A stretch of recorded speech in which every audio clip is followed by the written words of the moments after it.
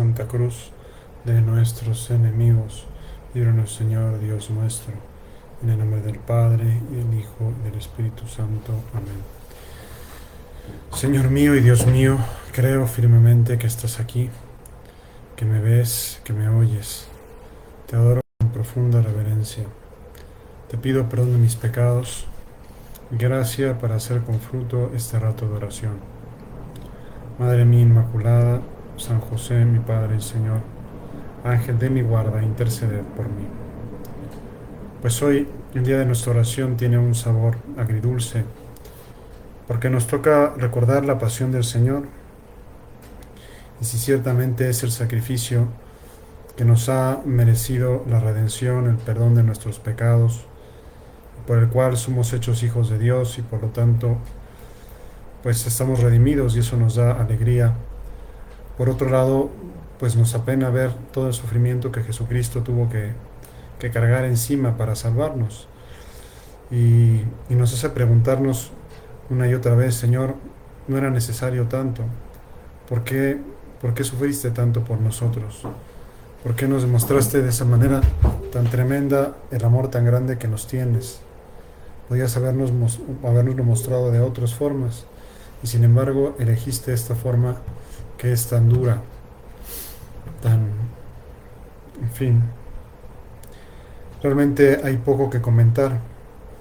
Casi bastaría leer de corrido el texto de San Lucas, que tiene sus matices particulares, pero iremos comentando algunas partes, eh, aunque con la intención, con el corazón, pues queremos ser un personaje más que está ahí contemplando junto a la Virgen, junto a San Juan, todo el sufrimiento de Cristo. Levantándose todos ellos, le llevaron ante Pilato. Nos habíamos quedado el día de ayer en el juicio que le hicieron a Jesucristo, ese juicio inicuo, ese juicio pues que ya estaba condenado desde antes de empezar. Pero claro, los judíos no tenían derecho a quitarle la vida a nadie, entonces por eso lo llevan con Pilato, para que, para que él sea el que le quite la vida y lo crucifique. Los judíos no podían crucificar a nadie, eso estaba reservado a los romanos, y por eso lo llevan con el procurador romano. Comenzaron a acusarle diciendo: hemos encontrado a este alborotando a nuestro pueblo, prohibiendo pagar tributos al César y diciendo que él es Cristo Rey. Lo empiezan a acusar con mentiras porque en ningún momento él prohibió pagar tributos al César. De hecho, él pagó el tributo al César. Te acordarás de la escena cuando le dice a Pedro que pesque un pescado y que le abra la boca, y ahí encontrará una moneda para pagar por él y por Pedro. Pues no prohibía pagar tributos al César, ni estaba diciendo que él era Cristo Rey, que es Cristo Rey, si lo es, pero no lo estaba diciendo. No era algo que Jesucristo se definía a sí mismo más bien como el Hijo del Hombre, no como Cristo Rey. Y sin embargo, nuevamente mienten. ¿Para qué? Pues para conseguir su objetivo. No les importa violar la verdad, no les importa violar los mandamientos: no levantarás falso testimonio ni mentirás. Era un mandamiento que estaba en la ley. A los judíos en ese momento estaban tan cegados en su afán que no les importa ir en contra de su propia ley y levantar un falso testimonio. Pilato le preguntó: ¿eres tú el rey de los judíos? Él le respondió: sí, tú lo dices. Pilato dijo a los sumos sacerdotes y a la gente: ningún delito encuentro en este hombre. Pero ellos insistían diciendo: solivianta al pueblo, enseñando por toda Judea, desde Galilea donde comenzó hasta aquí. Al oír esto, Pilato preguntó si aquel hombre era Galileo. Y al saber que era de la jurisdicción de Herodes, lo remitió a Herodes, que por aquellos días estaba también en Jerusalén. Se ve que Pilato quería quitarse ese problema de encima. No tenía intenciones no quería condenar a una persona inocente. Se daba perfectamente cuenta de que Jesucristo era inocente. Se daba perfectamente que sencillamente les molestaba a los sumos sacerdotes y que estaban inventando pues cosas, buscando como un pretexto para que fuera repudiable a los ojos de los romanos. Entonces se lo envía a Herodes, Herodes que era tetrarca de Galilea. Cuando Herodes vio a Jesús, se alegró mucho, pues hacía largo tiempo que deseaba verle por las cosas que oía de él y esperaba presenciar alguna señal que él hiciera. Le preguntó con mucha palabrería, pero él no respondió nada. Realmente Jesucristo se da cuenta de la maldad de Herodes, se da cuenta de, pues, de lo pervertido que estaba Herodes y ni siquiera se digna dirigirle la palabra. O sea, lo ignora completamente. Se da cuenta que el que tiene poder para liberarlo o para crucificarlo no es Herodes, sino Poncio Pilatos. Y por decirlo de alguna manera, pues él habla con el jefe, ¿no? Él habla con el jefe, no habla con, no habla con un hombre que estaba totalmente pervertido, ¿no? Y San José María consideraba que tanto deprava el pecado de la lujuria que incapacita para escuchar la voz de Dios. Y ese es ¿cómo se llama? El pecado de Herodes, el pecado que él tenía, ¿no? Que estaba con la mujer de su hermano Filipo. El pecado de la lujuria, que ni siquiera podía escuchar la voz de Dios. Jesucristo lo desprecia olímpicamente. No le dirige ninguna palabra. Estaban ahí los sumos sacerdotes y los escribas acusándole con insistencia. Pero Herodes, con su guardia, después de despreciarle, burlándose de él, le puso un vestido de bufón y remitió a Pilato. Le puso un vestido para burlarse de él, ¿verdad? Y le remitió a Pilato. De alguna manera, como no le respondió nada, pues se vengó dándole un vestido espléndido, un vestido pues para burlarse de él, y le remitió a Pilato. Aquel día Herodes y Pilato se hicieron amigos, pues antes estaban enemistados. Pilato convocó a los sumos sacerdotes, a los magistrados y al pueblo, y les dijo: me habéis traído a este hombre como alborotador del pueblo, pero yo lo he interrogado delante de vosotros y no he hallado en este hombre ninguno de los delitos de que le acusáis, ni tampoco Herodes, porque nos lo ha remitido. Nada ha hecho pues que merezca la muerte. Así que le castigaré y le soltaré. Nuevamente tenía ese deseo de librarse de de librarse de ese problema que le habían planteado. No quería, Pilato era renuente a condenarlo a muerte, no se daba cuenta que no merecía la muerte, estaba dispuesto a castigarlo, estaba dispuesto a encontrar como una vía de medio, no lo castigo, no le doy su merecido. Podríamos pensar que estaba pensando en la flagelación, ¿verdad? Un castigo terrible, un castigo totalmente, pues, cruel también, muy doloroso, pero pues no, o sea, los sumos sacerdotes estaban decididos a acabar con él y acabar con él de la manera más cruel, ¿no? Toda la muchedumbre se puso a gritar a una: fuera ese, suéltanos a Barrabás. Barrabás había sido encarcelado por un motín que hubo en la ciudad y por un homicidio. Pilato les habló de nuevo intentando liberar a Jesús. O sea, se ve que Pilato hizo como su esfuerzo, pero fue un hombre débil. De aquí podemos sacar una primera enseñanza. Señor, danos la fortaleza para no ser esos hombres débiles que de alguna manera te entreguemos por temor al que dirán, por desear quedar bien con los demás, por pues guardar una buena impresión, por quitarnos un problema de encima, que no te entreguemos nosotros por esas realidades, por esas, pues a veces nos puede entrar, o sea, no podríamos ser nosotros otros Pilatos, que por cobardía, por comodidad, pues renunciemos a Jesús para, pues no una renuncia así formal, ¿no? Pero sí como disimularlo, sí como, pues eso, simular o tomar una actitud ambigua, ¿no? O, en fin, a veces, pues entrar a una broma, a un chiste de mal gusto, una conversación inconveniente, pues son como maneras, ¿no? De saber lo que está bien, ¿no? pero que nos falte fortaleza para hacerlo. Pilato sabía que era inocente, intentó, intentó liberarlo. O sea, aquí lo dice, Pilato les habló de nuevo intentando librar a Jesús. Pero claro, o sea, es que Pilato era el que tenía la autoridad, solo él lo podía crucificar. Entonces, sencillamente tenía que sacudirse toda esa presión que le estaban haciendo y decir, basta ya, o sea, los voy a crucificar a ustedes y me siguen molestando. Este hombre no ha hecho nada malo y por lo tanto lo voy a dejar libre. Y el que lo toque, pues será castigado por la autoridad, porque no tienen por qué hacerle nada, ¿no? Eso era su función como autoridad, o sea, tenía que haber dado un manotazo en la mesa, ¿verdad? Un golpe en la mesa y decir, basta ya, ¿no?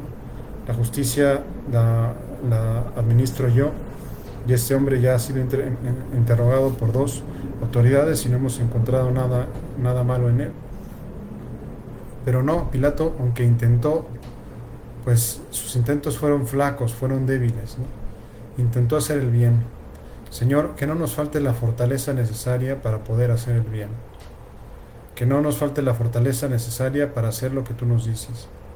Que no nos pase como a Pilato, que nos demos cuenta de que es lo correcto, que queramos hacerlo, pero que seamos débiles, cobardes, comodones, y no seamos capaces de hacerlo, ¿no? Qué duro, ¿no? Qué duro estar en la conciencia de Pilato y saber que pues yo he entregado a muerte a un hombre por quitarme un problema de encima, ¿no? O porque me ha faltado carácter. Y a veces nos puede pasar, o sea, a veces podemos ser, repito, como otros Pilatos, ¿no? Que vemos el bien, que queremos hacerlo, que lo intentamos, pero que nos falta como la energía, la necesaria para imponernos y para imponer ese bien que queremos realizar. Pilato les habló de nuevo intentando liberar a Jesús, pero ellos seguían gritando, crucifícale, crucifícale. Por tercera vez les dijo, pero ¿qué mal ha hecho este? No encuentro en él ningún delito que merezca la muerte, así que le castigaré y le soltaré. O sea, insistía Pilatos, ¿verdad? Pero como que perdió el lugar, decir, oye, no, la autoridad eres tú. O sea, tú eres el que puedes liberar a Cristo de la cruz. Tú eres el único que la puede liberar. No tienes que pedir el consenso de nadie. Si a la gente no le gusta, pues peor que no le guste. Pero a Pilato le faltó como ese imponerse, esa fortaleza. Es que para vivir la caridad necesitamos de la fortaleza. Para hacer el bien necesitamos la fortaleza. Y por eso ahora, Señor, en nuestra oración,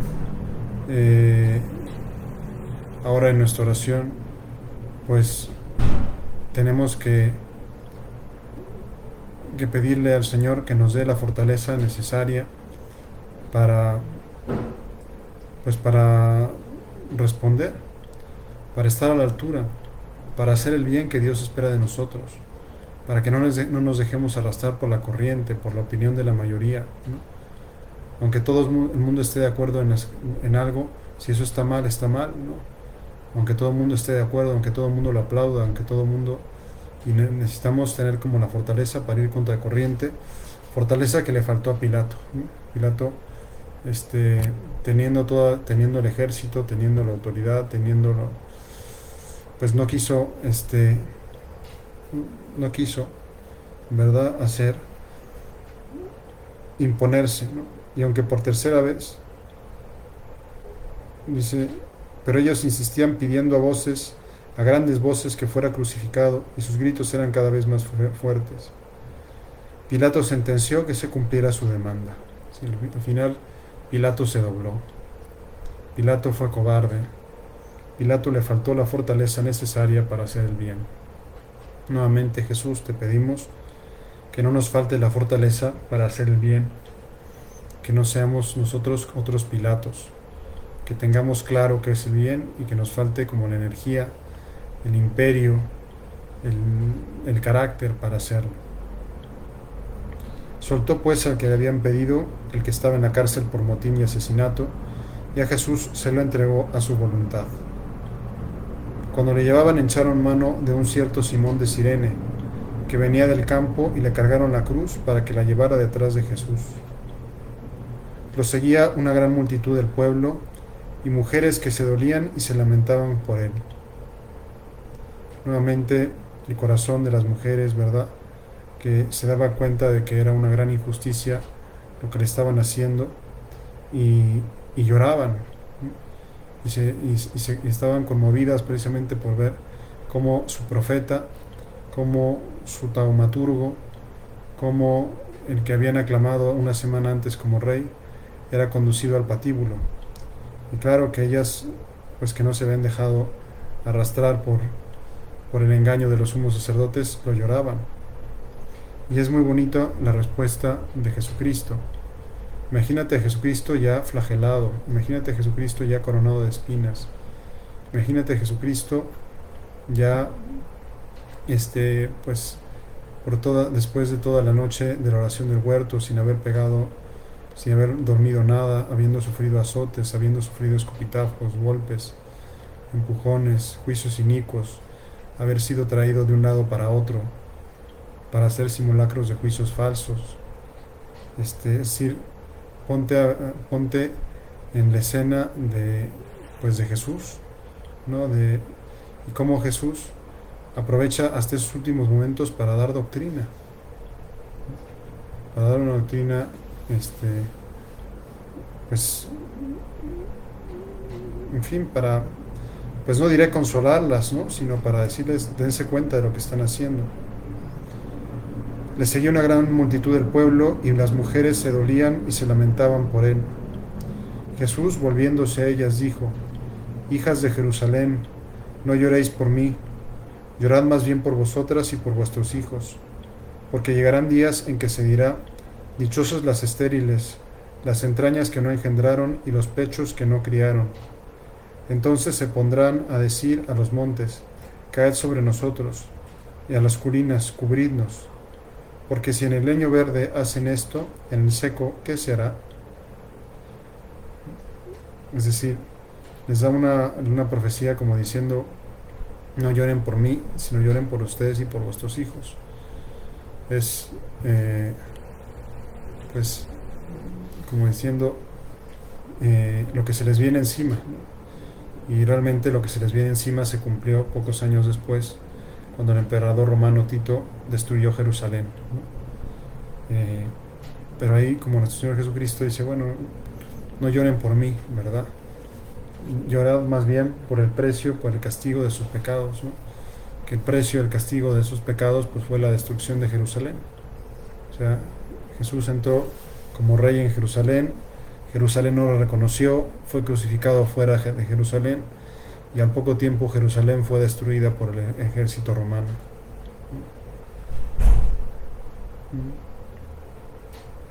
Llevaban además otros 2 malhechores para ejecutarlos con él.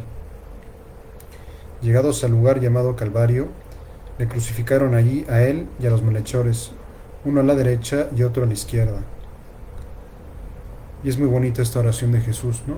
Jesús que nos dice: amad a los enemigos, haced bien a los que nos persiguen y calumnian, orad por los enemigos. Pues es lo que hace Jesús. Jesús decía: Padre, perdónales porque no saben lo que hacen. Se repartieron sus vestidos echando suertes. Es muy bonito ver la misericordia de Jesús, como dice: Padre, perdónales porque no saben lo que hacen. O sea, están crucificando y Él está intercediendo por los que lo están crucificando, los está disculpando. Está diciendo, y es verdad, no se dan cuenta que están matando al Mesías, no se dan cuenta que están matando al Hijo de Dios, no se dan cuenta que están cometiendo el más grave pecado de toda la historia de la humanidad.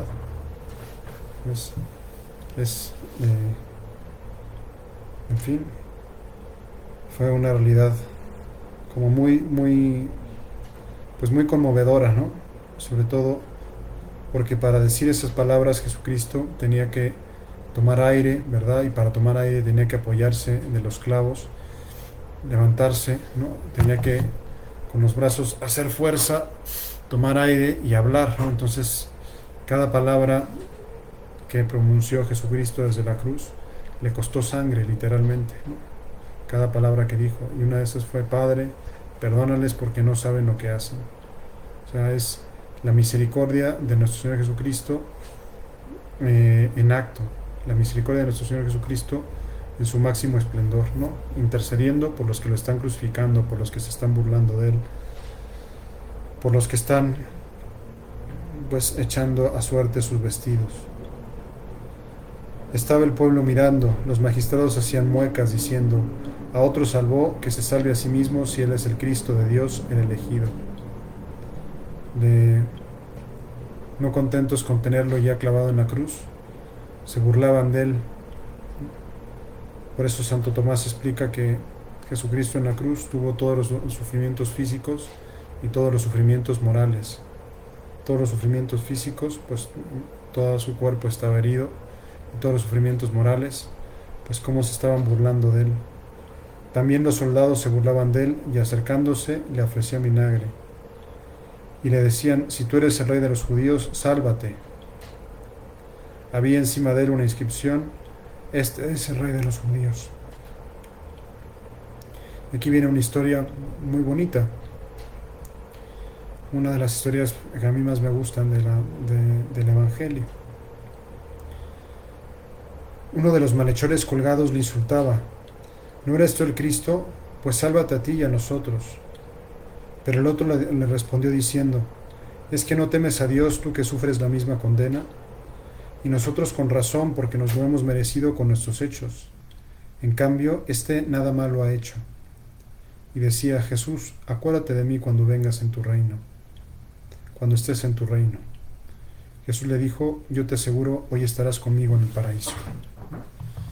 La tradición nos dice que esos ladrones se llamaban Dimas el buen ladrón, San Dimas, y Gestas, ¿no? Dimas, que se ganó el cielo en la última jugada de su vida.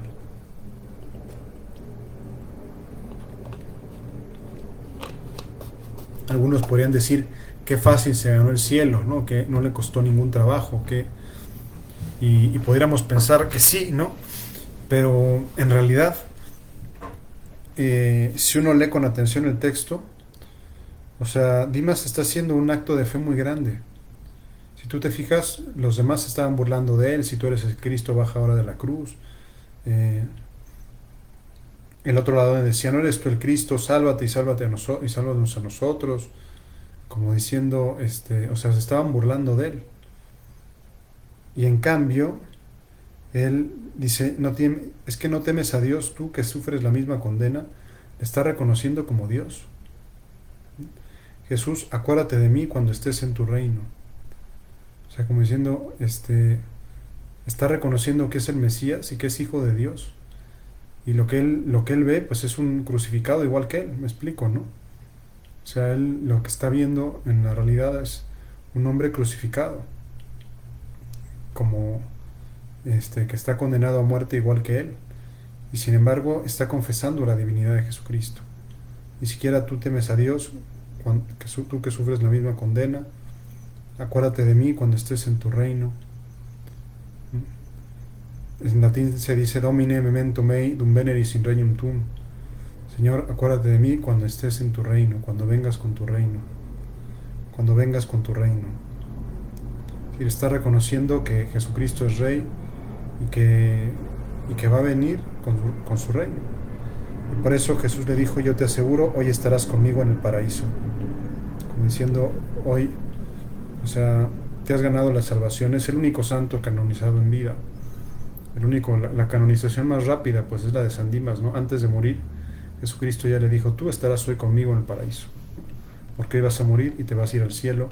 ¿Por qué te vas a ir al cielo? Porque me has defendido delante de los demás. Y porque has hecho un acto de fe muy grande en que yo soy Dios, a pesar de que lo que ves en mí es un hombre crucificado, un hombre derrotado, un hombre totalmente ensangrentado, hecho una llaga. Tú estás haciendo un acto de fe muy grande. Con ese acto de fe te has ganado el cielo. Era ya cerca la hora sexta, cuando al eclipsarse el sol hubo una oscuridad sobre toda la tierra hasta la hora nona. Sí, de las 12 del día a las 3 de la tarde hubo una oscuridad total. El velo del santuario se rasgó por medio, y Jesús, dando un fuerte grito, dijo: Padre, en tus manos encomiendo mi espíritu, y dicho esto, expiró. Siempre al leer este texto en la liturgia, ¿verdad? El sacerdote se pone de rodillas, todo el pueblo se pone de rodillas recordando esto, ¿no? Cómo Jesucristo expiró, cómo hace un último acto de abandono en la voluntad del Padre. Padre, en tus manos encomiendo mi espíritu. Las últimas palabras de Cristo. Padre, en tus manos encomiendo mi espíritu. Unas palabras de esperanza, y luego eso pues expiró, murió. Y realmente pues nos conmueve a nosotros ver cómo Jesucristo expiró de una manera tan santa, ¿no? Como pues salvó en la cruz, cómo intercedió por los que se estaban burlando de él, por los que lo estaban crucificando. Padre, perdónales porque no saben lo que hacen. Cómo salvó a San Dimas, hoy estarás conmigo en el paraíso. Es decir, Jesús se la pasó haciendo el bien hasta el último aliento de su vida. Hasta los últimos instantes de su vida, Jesucristo estuvo haciendo el bien. Y nos enseña a nosotros a que mientras tengamos vida podamos hacer el bien real que esté a nuestro alrededor, que podamos hacer. Y también nos enseña, nos enseña a morir. Cuando nos encontremos en ese trance doloroso de la muerte, que también pongamos nosotros confiadamente nuestra alma en las manos del Padre. Padre, que también nosotros podamos morir con las mismas palabras. Padre, en tus manos encomiendo mi espíritu. Como diciendo, confío plenamente en mi Dios, confío plenamente en mi Padre, pongo mi espíritu y mi alma en sus manos. Al ver el centurión lo sucedido, glorificaba a Dios diciendo, ciertamente este hombre era justo.